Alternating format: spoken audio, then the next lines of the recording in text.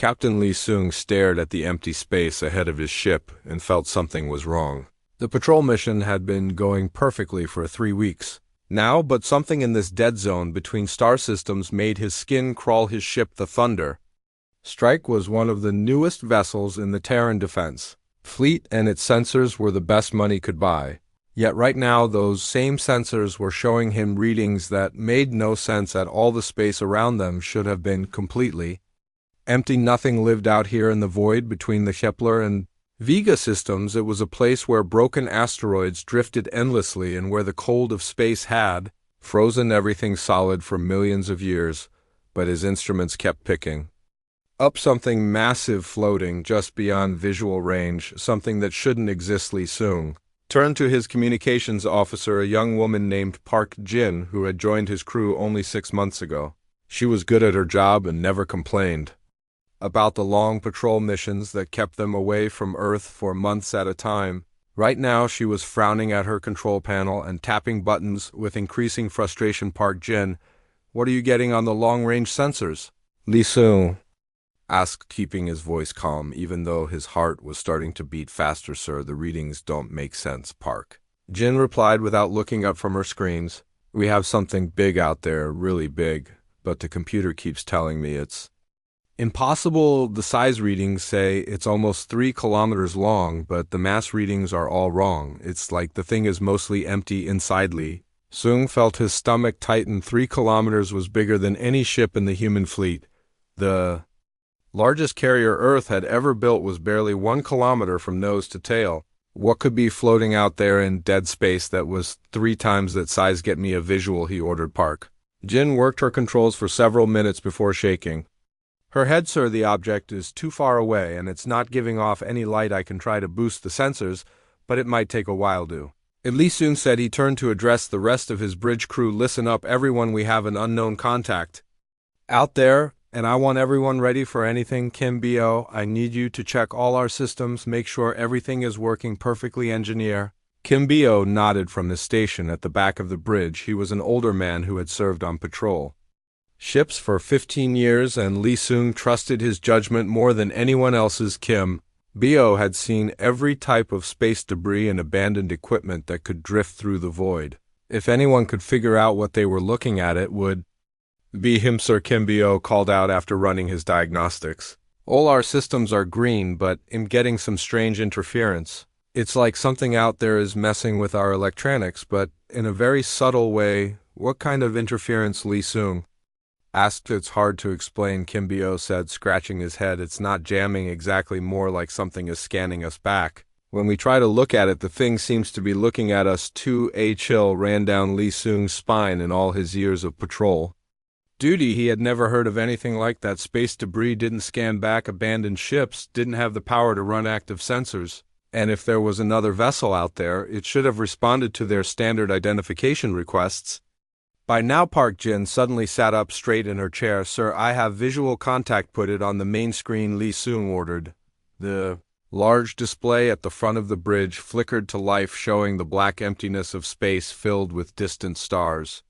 At first, Lee Seung couldn't see anything unusual. Then Park Jin adjusted the image enhancement and something appeared that made everyone on the bridge gasp. Floating in the void was a ship unlike anything Lee Seung had ever seen. It was massive beyond belief, with a hull that seemed to be made of some dark metal that absorbed light rather than reflecting it. The design was clearly human, but it looked ancient in a way that made no sense.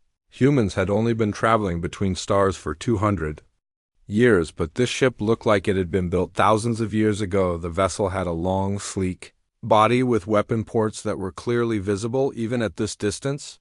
Large sections of the hull were covered in markings that looked like writing, but not in any language Lee Seung recognized. Most disturbing of all were the lights. Small points of blue and white light were scattered across the ship's surface like stars, showing that something inside was still alive. Kim Bo was the first to speak. Sir, that ship is definitely human-built. I can see the basic design elements that all our ships use. But the technology looks far more advanced than anything we have now. Look at those weapon systems. I've never seen anything like them. Park Jin was working frantically at her station. Sir, I'm picking up a signal from the ship. It's very faint, but it's definitely artificial. What kind of signal? Lee Seung asked, moving closer to her station. It's not a distress call, Park Jin said with confusion in her voice. It's more like a data stream, mathematical sequences, star charts, and something that might be text, but I can't read it. The computer is trying to translate, but it's not having much luck. Lee Seung stared at the ancient ship on his screen and felt a mixture of excitement and fear. This was the discovery of a lifetime, an unknown human ship with technology beyond anything Earth had ever produced. But why was it out here in dead space, and why did it seem to be watching them? Sir Kim Bio called out. I think you need to see this. I've been analyzing the energy readings from that ship, and they're impossible. The power output I'm detecting should only be possible from a ship that size if it had fusion reactors running at full capacity, but fusion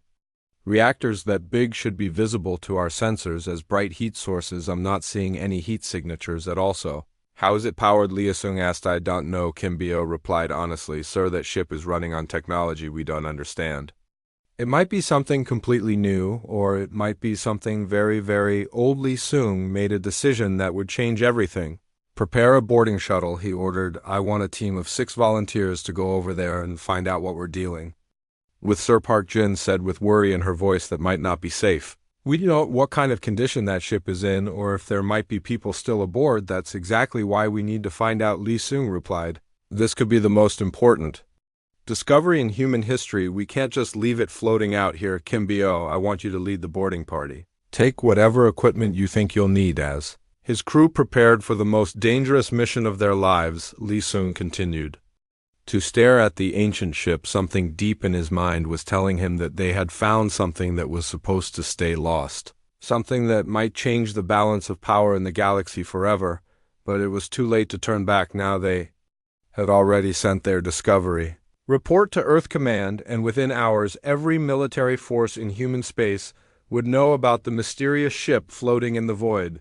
The thunder strike moved slowly toward the ancient vessel while Lee Seung wondered if he was about to make the greatest discovery in human history or unleash something that would destroy them all. Kim Bio felt his heart racing as the boarding shuttle approached the ancient ship. The closer they got, the more impossible everything seemed. The vessel was even larger than their sensors had indicated, and its hull was covered in symbols that seemed to glow faintly in the darkness of space. He had brought 5 other crew members with him, including Park Jin, who insisted on coming to help with any communication systems. They might find the shuttle docked with a section of the ancient ship that appeared to be a landing bay. The doors opened automatically as they approached, which sent chills down everyone's spine. Ships that had been dead for thousands of years should not have working door systems, yet here they were being welcomed aboard by technology that defied explanation. Inside the ship, the corridors were vast and dimly lit by strips of blue light that ran along the walls.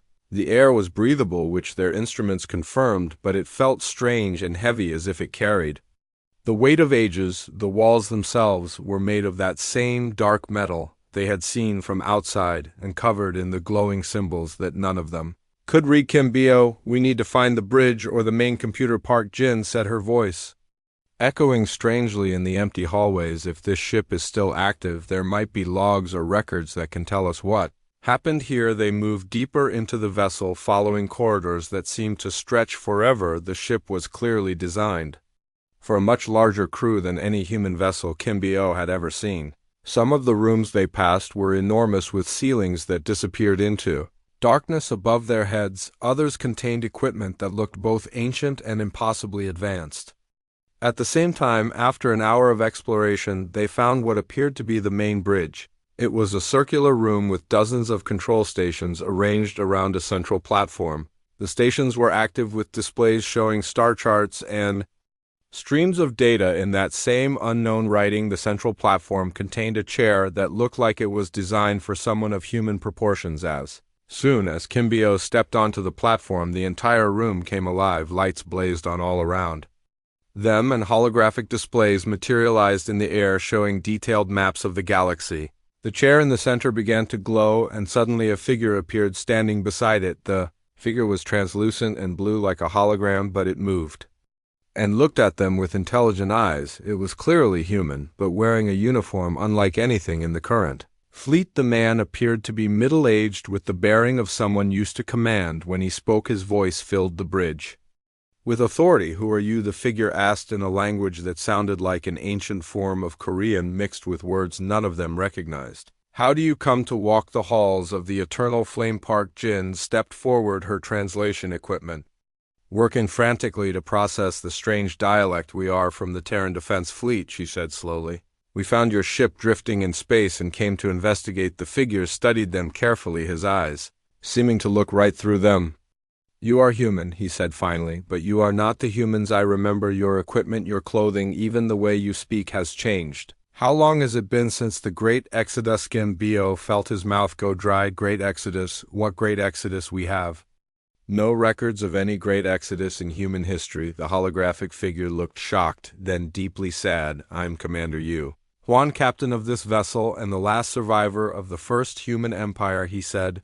My consciousness was uploaded to the ship's systems when my body failed during the long journey between the stars. How can you not know of the exodus? We left Earth with 1,000 ships carrying the last survivors of our civilization.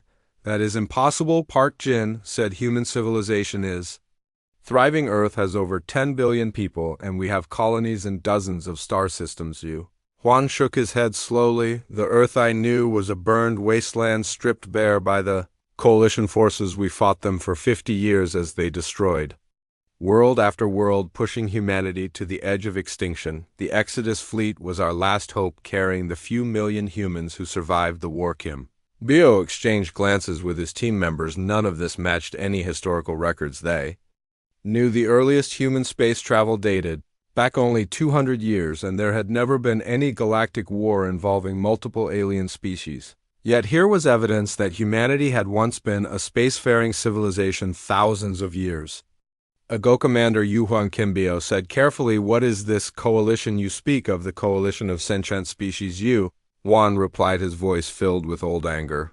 The Velcros with their scaled hides and poisoned claws, the Krathan hives with their insect warriors and hive minds, the Nexari with their energy weapons and shielded cities. They united against us when humanity began to spread beyond our home system. They said we were too aggressive, too unpredictable, too dangerous to be allowed to colonize the galaxy, but that doesn't make sense, Park Jin protested. We have peaceful relations with dozens of alien species. We trade with them, explore together, share technology. Yu Huan looked at her with something like pity in his ancient eyes. Child, you have been living in the calm before the storm. The coalition has been watching, waiting for signs that humanity might rediscover our true potential. They allowed your current civilization to develop because they believed you had forgotten who you really were, but now that you have found the eternal flame, everything will change. As if summoned by his words, alarms began sounding throughout the ship. Kim Bo felt the deck vibrate under his feet as massive systems came online. The bridge displays shifted to show tactical information and weapon status reports. The ancient ship was powering up its weapon systems, and they were weapons like nothing in the current human fleet. Commander, what is happening? Kim Bo asked. The ship has detected coalition forces massing at the edge of your space, Yu Huan replied grimly. They have been preparing for this day for centuries, building fleets designed specifically to destroy any resurgent human military power the moment you activated the ship's systems. You sent a signal across the galaxy announcing that the ancient enemy has returned. Park Jin was frantically trying to contact their own ship, but getting only static.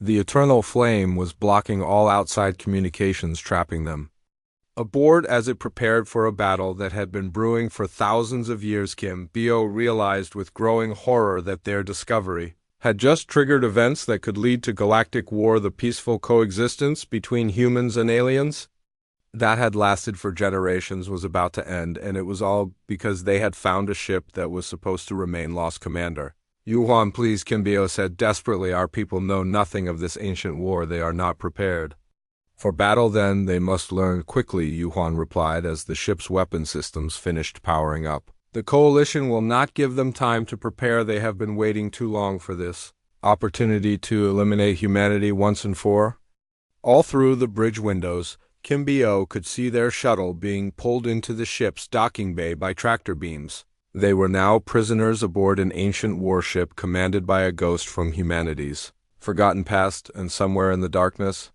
of Space Coalition fleets were already moving toward Earth carrying weapons designed to finish a war that had begun before human civilization had even learned to write the eternal flame turned away from the empty void and set course for human space, carrying its unwilling passengers toward a destiny none of them could have imagined.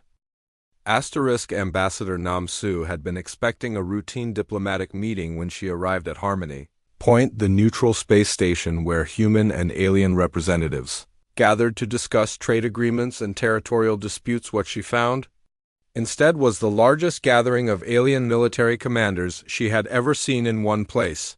Representatives from over 20 different species filled the main conference hall, and every one of them looked ready for a war. The Velcro's delegate stood at the center of the room, his scaled hide gleaming under the harsh lights, his yellow eyes fixed on Nam Su as she entered, and she could see the hatred burning in them. Behind him stood representatives of the Krathen hives, their insect-like bodies clicking and humming with agitation. Even the normally peaceful Nexari had sent military officers instead of their usual trade negotiators. Nam Su took her seat at the human delegation table, trying to maintain her diplomatic composure despite the obvious hostility filling the room. She had been Earth's chief ambassador for 10 years and had successfully negotiated dozens of peaceful agreements with alien civilizations, but she had never faced anything like the coordinated anger she was seeing. Now the Velcro's delegate, whose name was General Keth, stood and addressed the assembly in the common galactic trade language that all spacefaring species used. Humans of the Terran Defense Fleet, he said, his voice carrying across the silent room. You have made a discovery that threatens the peace of this galaxy. We demand that you surrender the ancient warship immediately and submit to permanent restrictions on your military technology. Nam Su stood slowly, trying to buy time while her mind raced. She had received only a brief message from Earth Command about the discovery of some kind of derelict vessel, but nothing that would explain this level of alien concern. General Keth, she said calmly, I am not sure what discovery you are referring to. Could you please explain your concerns so that we might address them? The Krathen representative stepped forward, its multiple arms gesturing in agitation. Human ambassador, do not pretend ignorance. Your species has reactivated one of the ancient terror ships that nearly destroyed galactic civilization 10,000 years ago. We have sensor readings from across the galaxy showing its power signature. Awakening, Nam Su felt her stomach drop. Terror ships, ancient civilization. She had no idea what they were talking about, but the fear in the aliens' voices was real enough. General, I assure you that humanity has no intention of threatening anyone. If there has been some misunderstanding, perhaps we can resolve it through normal diplomatic channels. You do not understand, the Nexari delegate said in its electronic voice. The ship your people have awakened is not just any warship. It is one of the Eternal-class vessels designed by the First Human Empire specifically to fight multiple alien species simultaneously. One such ship destroyed our homeworld and enslaved our people for 3 generations. The room erupted in angry voices as representatives from different species began sharing their own historical grievances against ancient humanity. Nam Su listened in growing horror as they described battles where single human ships had defeated entire alien fleets and wars where human forces had conquered star systems with ruthless efficiency. The picture they painted was of a humanity that was aggressive, expansionist, and nearly unstoppable in battle, but that is impossible, Nam Su protested when the voices died down. Humanity has only been spacefaring for 200 years. We have always sought peaceful coexistence with other species. We have no record of any ancient empire or galactic wars. General Keth laughed bitterly. Of course you have no records. Your ancestors made sure of that. When they realized they could not win the war against our united forces, they destroyed their own civilization. Rather than surrender, they scattered their people across the galaxy with false histories and hidden identities, hoping that someday their descendants might rise again. The coalition was formed to prevent that day from coming.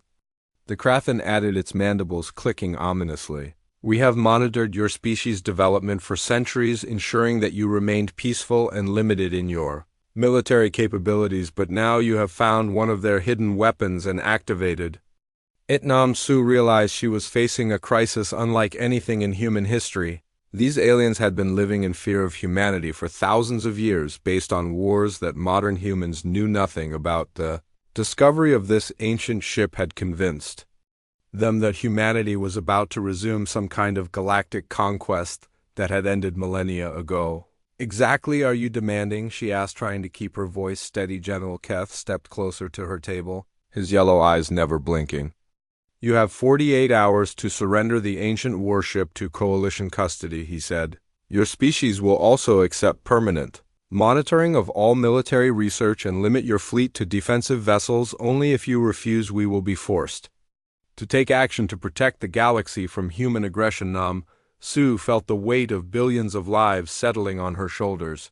The aliens were clearly prepared for war, and they had the advantage of numbers and preparation. Earth had fewer than 1,000 military vessels scattered across dozens of star systems, while the Coalition appeared to have assembled fleets from 20 different civilizations. "I will need to consult with my government," she said, "but I must tell you that forcing such terms on a peaceful species is itself an act of aggression. Perhaps we can find a compromise that addresses your security concerns without threatening human sovereignty." "There can be no compromise," the Velcro's general replied. "The ancient humans used similar words to delay their enemies while they prepared for battle.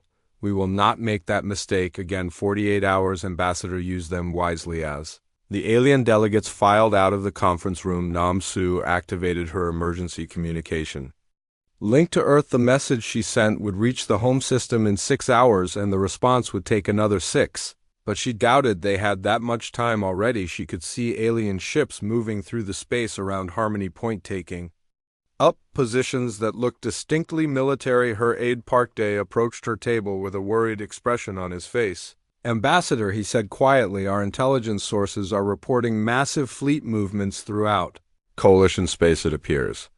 They have been preparing for this moment for some time." Nam Su nodded grimly. "Send another message to Earth Command," she ordered. "Tell them that we may be facing a preemptive strike regardless of our response to the ultimatum. These aliens are not negotiating. They are preparing to eliminate what they see as an existential threat." As she watched alien warships gathering outside the station's viewports, Nam Su realized that humanity's peaceful expansion into space had been built on a foundation of lies. The aliens had never trusted them, had never seen them as equals. Instead, they had been waiting for the day when humanity would remember who they used to be and resume the conquest that their ancestors had begun. The discovery of one ancient ship had shattered thousands of years of careful balance. Now the galaxy was preparing for a war that might have been inevitable from the moment humans first left Earth. The only question was whether modern humanity would prove as dangerous as their ancient predecessors, or whether they would be destroyed by enemies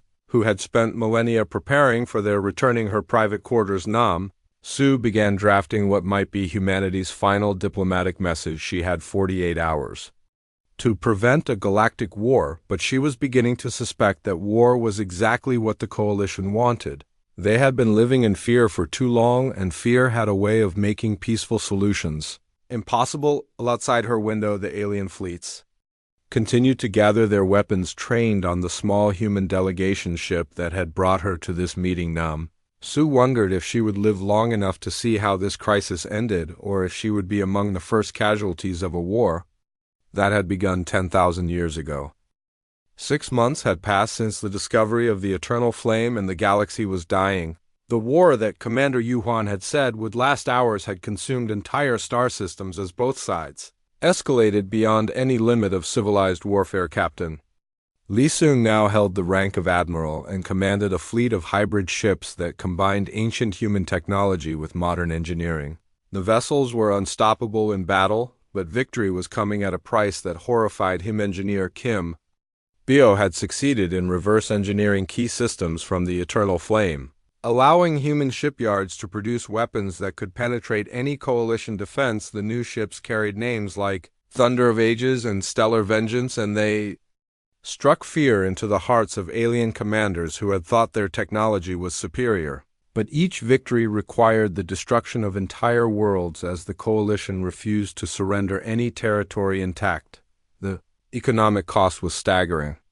Trade routes that had connected hundreds of civilizations for millennia were now battlefields where merchant ships dared not travel. Refugee fleets filled every neutral system as billions of beings fled the expanding war zones. The galactic government had collapsed as species after species withdrew from cooperative agreements to focus on their own survival. Admiral Li Sung stood on the bridge of his flagship, watching as human forces prepared to assault the Krathen home system. The insect warriors had used biological weapons against human colonies, and Yuan had decided that their entire species would pay the price. The ancient commander had grown more ruthless as the war progressed, showing no mercy to enemies who had shown none to humanity. Commander Yuan appeared beside him as a hologram, his ancient face showing the strain of coordinating a war across thousands of light years.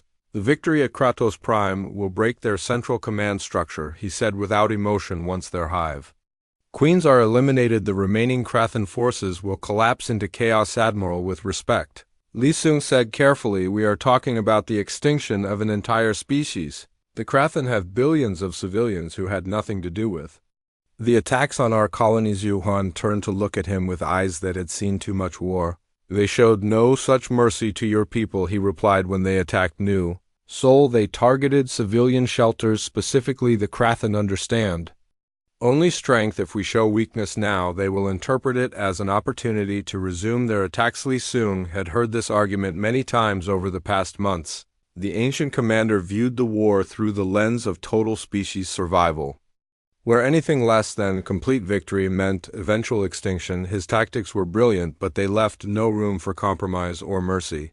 The galaxy was being forced to choose between human dominance and human destruction.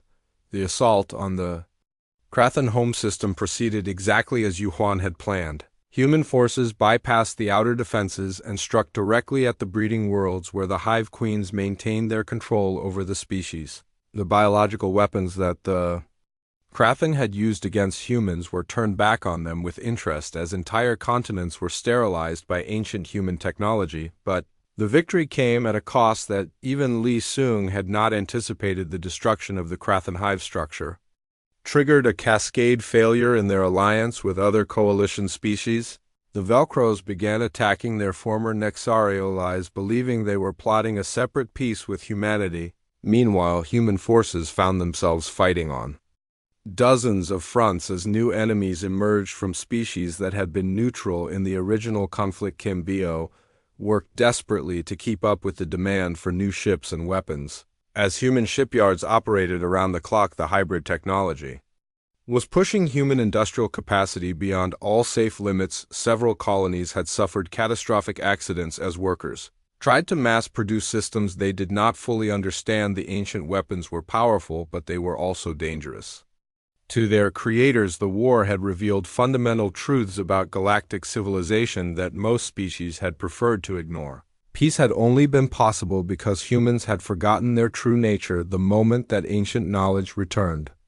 The balance of power shifted so dramatically that conflict became inevitable. Every species in the galaxy was forced to choose sides or risk being destroyed by whichever faction emerged victorious. Ambassador Namsu had been recalled to Earth as diplomacy became meaningless in a galaxy consumed by total war. The neutral station at Harmony Point had been destroyed in a battle between human and Velcros forces, leaving no forum for peaceful negotiation. Even species that wanted to end the fighting found themselves unable to communicate across battle lines that shifted daily. Commander Yuan had access to weapons that made even the eternal flame seem primitive by comparison. Ancient human archives contained records of planet killers that could destroy entire star systems and dimensional weapons that could erase civilizations from existence. The ancient admiral had not used these ultimate weapons yet, but Li Sung could see him preparing for the possibility as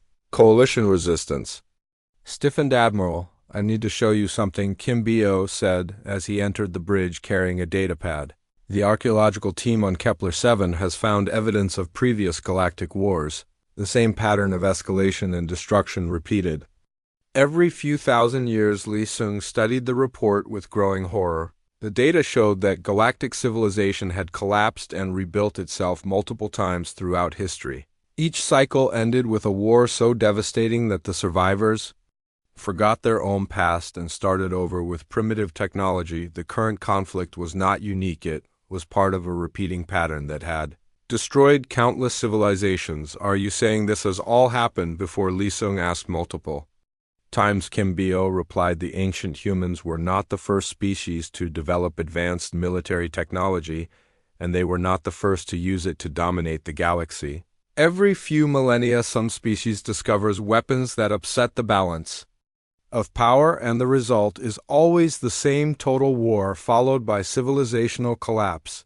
Yuan materialized beside them, having monitored their conversation through the ship's systems. The ancient commander studied the archaeological data with interest rather than surprise. He had suspected the truth for some time, but had chosen to focus on winning the current war rather than preventing future ones. This changes nothing, he said finally. The coalition chose to restart this cycle when they attacked your people. We must see it through to the end, or humanity will be the species that gets destroyed this time. But Commander Lee Sung protested, if we follow this path to its conclusion, we will destroy galactic civilization itself. Billions of innocent beings will die, and the survivors will be thrown back into a dark age that could last millennia. The alternative is the extinction of our species, Yuan replied grimly. I have seen what happens when humans show mercy to enemies who show none. The coalition will not stop until every human world is ash. Do you prefer that outcome? Lee Sung realized he was facing the same impossible choice that had confronted every generation of galactic leaders throughout history: fight to preserve your species and risk destroying everything, or accept defeat and watch your people disappear forever. The ancient weapons in human hands made them powerful enough to win, but victory would require them to become the very thing they had once fought against. As reports continued to pour in of battles raging across hundreds of star systems, Lee Sung wondered if there was a third option, some way to break the cycle of destruction that had consumed the galaxy repeatedly throughout its history. But time was running out, and the ancient admiral was preparing to use weapons that would make the current devastation seem insignificant by comparison. The galaxy burned while its children fought over the ashes of civilizations that had made the same mistakes before. The eternal cycle of war and destruction continued, as it always had with each generation, believing their conflict was unique and their cause was just.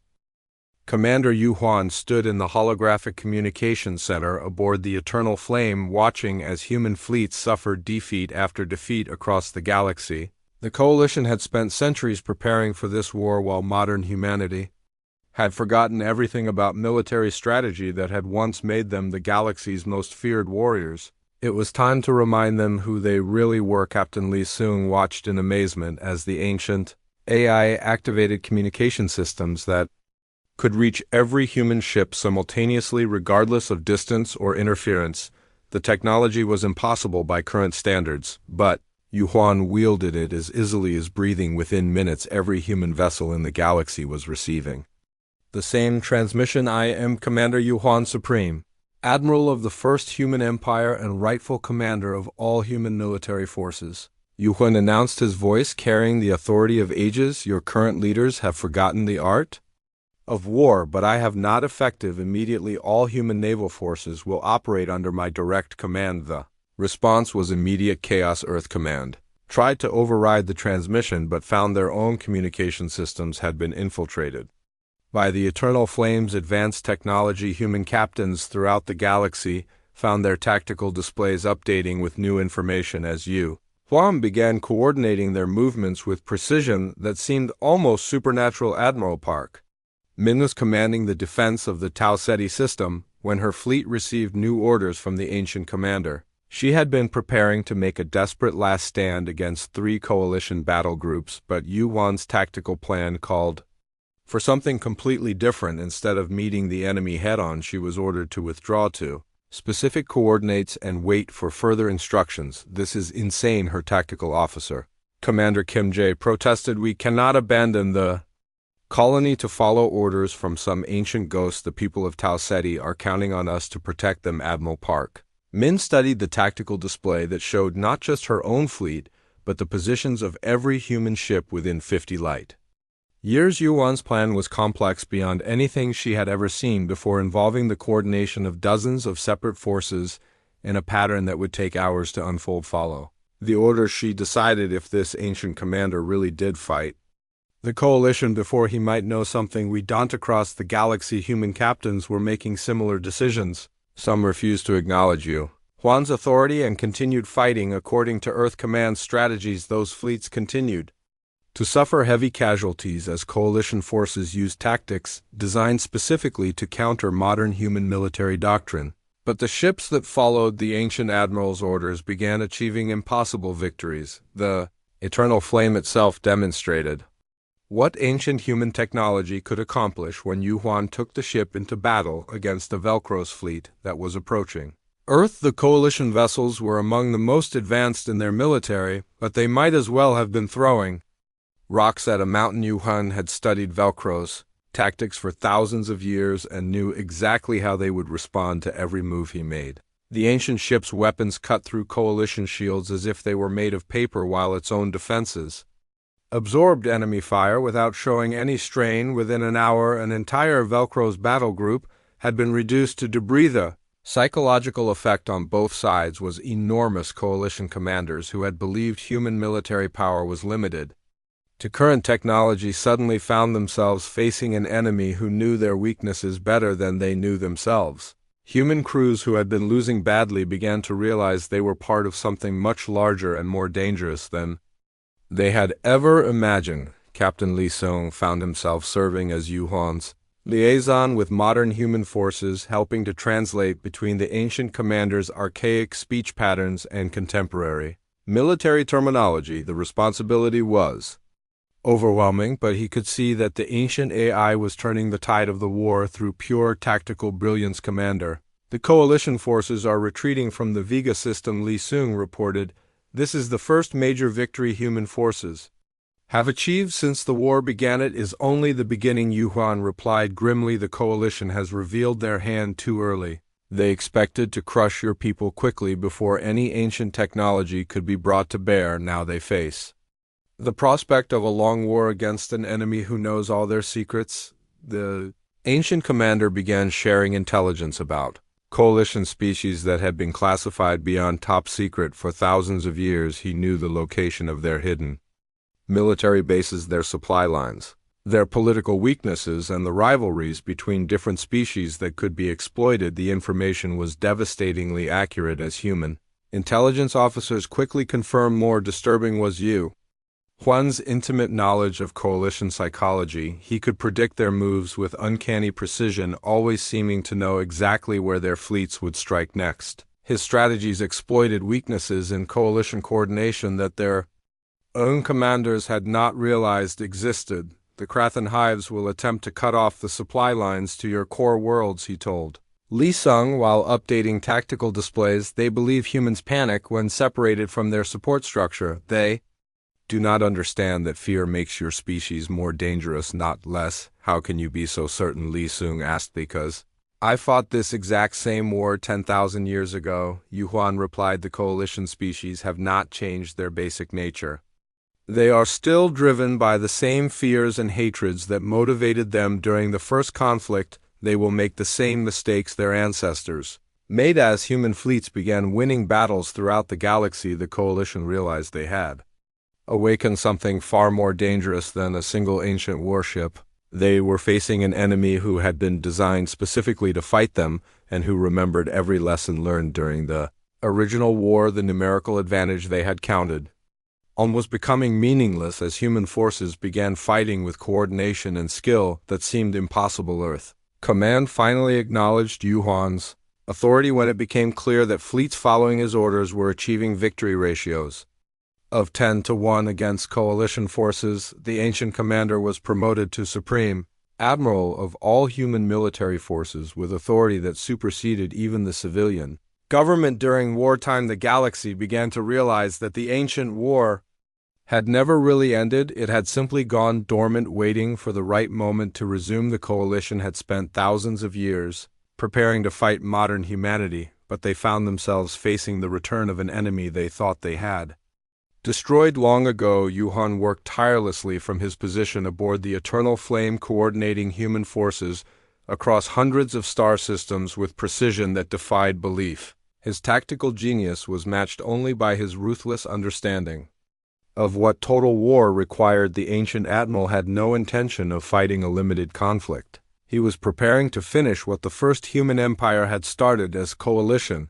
Fleets began suffering defeats that should have been impossible. Their leaders realized they faced a choice between escalating to weapons of mass destruction or accepting that humanity was once again becoming the dominant military power in the galaxy. The peaceful coexistence of the past 2 centuries was over, and the ancient enemy had returned stronger than ever. Dr. Choi Min was examining ancient human artifacts in her laboratory aboard the research vessel Discovery. When the Coalition attack ships appeared on her sensors, she had been working in the Epsilon sector for 3 months studying ruins on dead worlds that seemed to predate known human civilization. Her team had made incredible discoveries, including writing systems that matched the symbols found on the mysterious ancient warship. The Coalition patrol consisted of 6 Velcro's destroyers that dropped out of hyperspace without any warning or identification signals. Dr. Choi Min watched through her laboratory window as the alien ships moved into attack formation around her defenseless research vessel. She immediately activated the emergency beacon that would alert nearby human patrols, but help was hours away. Captain Lee soon received the distress signal while the Eternal Flame was still traveling toward human space. Commander Yuhan had finally agreed to release them from the ancient ship, but only after making them promise to carry his warnings to Earth Command. Now Lee Soong could only watch helplessly as the Coalition forces opened fire on civilian researchers. The attack was swift and merciless. The Velcro ships used plasma weapons that tore through the Discovery's hull in seconds. Dr. Choi Min and her entire team of 47 scientists died in the first volley. Their crime had been getting too close to the truth about humanity's ancient past. The Coalition could not allow anyone to uncover more evidence of the first human empire. News of the massacre reached Earth within hours. Captain Lee Soong transmitted everything he had learned aboard the Eternal Flame, including Commander Yuhuan's warnings about the Coalition and their long-term plans to eliminate humanity. The revelation that aliens had been monitoring and manipulating human development for centuries sent shockwaves through every human world. Admiral Kang Wu was commanding the Third Fleet near the Centauri system when he received orders from Earth Command to maintain defensive positions and avoid any provocative actions. The orders made him furious. He had known Dr. Choi Min personally, and the thought of her being murdered by aliens while conducting peaceful research filled him with rage. Admiral, this is madness, his tactical officer Commander Park Ho said as he watched Kang Wu plotting an intercept course for Coalition space. We have orders to remain in defensive positions. If we attack now, we will be starting a galactic war. The war has already started, Kang Wu replied grimly. The Coalition just killed 47 unarmed scientists because they were afraid of what those scientists might discover. Do you think they will stop there? They have been planning our destruction for thousands of years, and now they are putting that plan into action. The Third Fleet consisted of 30 ships, including 2 heavy cruisers and a battle carrier. It was a significant force, but nowhere near enough to challenge the entire Coalition military. Yet Kang Wu could not stand by while his own species was being slaughtered. He gave the order to advance toward Coalition territory despite direct orders from Earth Command. Meanwhile, aboard the Eternal Flame, Commander Yu Huan was monitoring human communication networks and watching the crisis unfold exactly as he had predicted. The ancient AI had seen this pattern before, small provocations leading to larger conflicts until entire civilizations burned in the fires of total war. The Coalition wants this war, he told Kim Bo, who had remained aboard to help coordinate with human forces. They have been preparing for centuries while your people lived in peaceful ignorance. Now they are using fear and anger to force both sides into positions where compromise becomes impossible. Kim Bo was studying the tactical displays that showed Coalition fleet movements throughout the galaxy. The alien forces were not just responding to human actions, they were actively creating situations that would justify military escalation. Coalition ships were massing near human colonies in formations that could only be intended for invasion. Commander Kim Bio said, "We need to warn our people that this is all part of a larger strategy. The coalition is not just defending themselves, they are trying to manipulate U.S. into making mistakes that will justify their planned genocide. It is too late for warnings," Yuhuan replied. "The Kraken hives have already launched their preemptive strike against your outer colonies. 3 battle groups are moving toward the frontier worlds of New Sol and Bizan Prime. They will arrive within hours." Kim Bo felt his heart stop. New Sol was his homeworld, where his family still lived. Bizan Prime housed over 50 million people, mostly civilians who had never seen a day of war in their lives. The coalition was about to slaughter innocents on a scale that defied comprehension. "Can we stop them?" he asked. "Desperately, the Eternal Flame is only one ship," Yuhuan said sadly. "But yes, we can make them pay for every life they take." The ancient warship changed course toward the outer colonies, pushing its engines beyond any speed that modern human ships could match. As they traveled, Yuhuan began powering up weapon systems that had been sleeping for millennia. The ship had been designed to fight entire fleets, and its firepower was beyond anything the coalition had faced in living memory. Admiral Kang Wu arrived at the coalition border ahead of the main attack force, but found himself facing a trap. Coalition ships had been waiting for him, using the massacre of Dr. Choi Min's team as bait to draw human forces into unfavorable positions. The Third Fleet found itself surrounded by overwhelming enemy numbers with no hope of escape. The battle was fierce, but brief. Human ships fought with desperate courage, but they were outnumbered 5-1. Coalition commanders had studied human tactics for centuries and knew exactly how to counter every strategy. Kang Wu had available within 2 hours. The Third Fleet was destroyed, with only a handful of survivors escaping to carry word of the defeat back to Earth. The news of Admiral Kang Wu's defeat reached human space at the same time as reports of the coalition attack on New Sol. The frontier world had managed to get most of its population to underground shelters, but the Kraken hives had used biological weapons designed to penetrate any defense. Over 10 million people died in agony as alien toxins spread through the colonies. Life Support Systems Earth Command realized they were facing an enemy that had been preparing for this war far longer than anyone had imagined. The coalition possessed detailed intelligence about human military capabilities and had developed weapons specifically designed to counter human technology. They had turned the galaxy against humanity by spreading fear about the ancient empire that most humans had never known existed. Captain Li Seung returned to Earth carrying Commander Yu Huan's warning that the coalition would not stop until every human world was burned to ashes. The ancient AI had offered to help coordinate human defenses, but his methods were those of total war, where entire species fought for survival, with no quarter given or asked. As reports poured in of coalition attacks on human colonies throughout the frontier regions, it became clear that this was not a limited conflict.